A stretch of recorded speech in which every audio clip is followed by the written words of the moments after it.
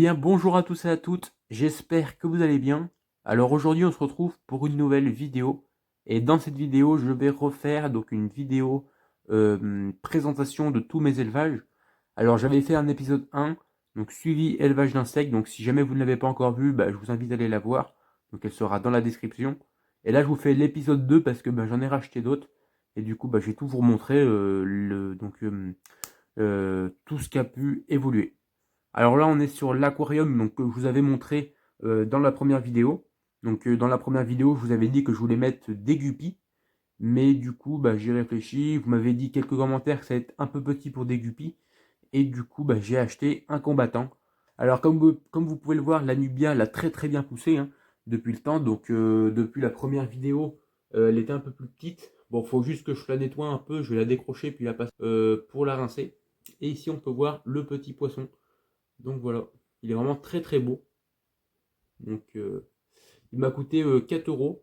C'est vraiment pas cher du tout.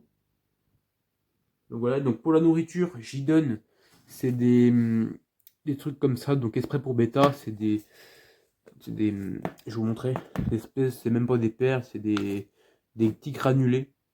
Donc voilà, donc je les casse un petit peu en morceaux parce qu'ils mangent pas quand c'est en entier. J'en ai enlevé plein à l'épuisette, donc c'est pour ça d'ailleurs j'en ai un petit peu sur la plante. Mais bon, c'est pas très grave, je le nourrirai tout à l'heure. Et là, il y a quelques petits substrats. Donc, il y a le substrat qui flotte un peu. Il y a quelques petits bouts qui flottent. Bon, du coup, il cherche à manger. Je vais lui en donner un peu.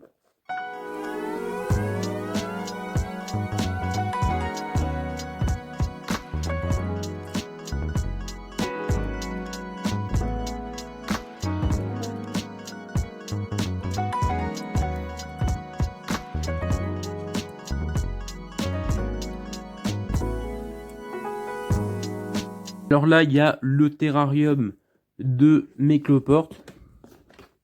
Donc voilà. On va pas trop non plus s'attarder dessus parce que j'ai fait beaucoup de vidéos. Donc n'hésitez pas à aller les voir. Donc voilà, donc c'est les Porcellio levis d'Arico, qui sont vraiment très très beaux.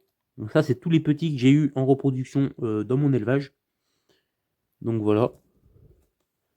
Donc pareil, ça s'élève comme les yules.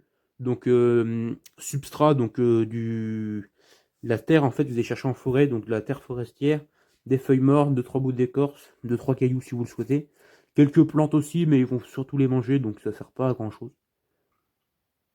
Alors là, on a le bac de mon écrevisse.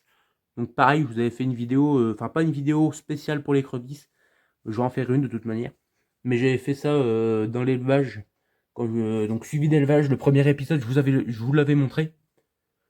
Donc, voilà, donc elle est là, ceux qui ne l'auraient pas vu, voilà. Donc c'est l'écrevisse de Louisiane. Donc je l'ai sauvé d'un étang qui se vidait.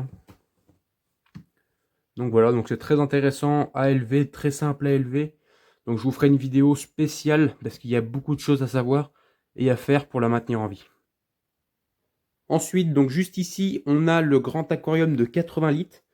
Donc j'ai beaucoup modifié. Donc de base, c'est un aquarium. Ici, c'était fermé, donc c'était comme ça. Et ensuite, il y avait une petite trappe ici. Donc moi, j'ai tout découpé pour y faire beaucoup d'aération. Ici, pareil, j'ai fait de l'aération. Mais là, ce qui va se passer, c'est qu'en fait, je vais boucher 50% de les aérations que j'ai faites. Par exemple, tout ça, puis je vais laisser un peu du côté ouvert.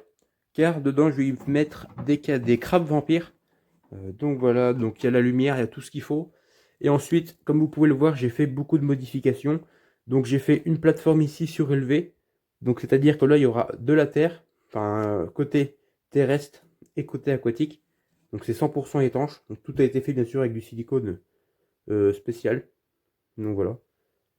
Donc ça sera dans une prochaine vidéo. Alors ensuite ici, on a des toutes nouvelles espèces que j'ai achetées il n'y a pas très longtemps, il y a à peine 2 semaines. Et franchement, elles se portent vraiment très très bien. Et en fait, c'est des phasmes. Alors j'en ai 5 dans le même terra.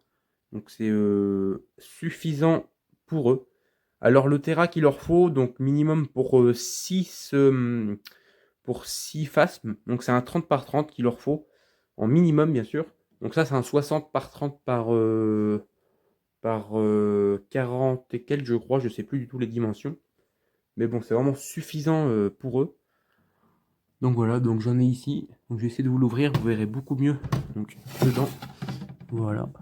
Donc les terrariums, ils ont été faits maison. Donc le bois, pour ceux qui veulent savoir, c'est de l'OSB 3. Donc vous avez plusieurs OSB, il y a l'OSB 1, l'OSB 2 et l'OSB 3.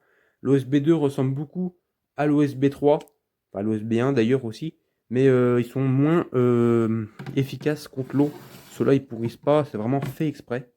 Donc voilà.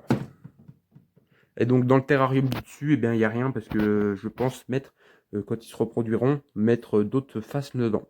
Et donc voilà les amis, donc j'espère que cette vidéo vous aura plu. Donc n'hésitez pas à vous abonner, liker, commenter et partager. Et moi je vous dis pour une prochaine vidéo.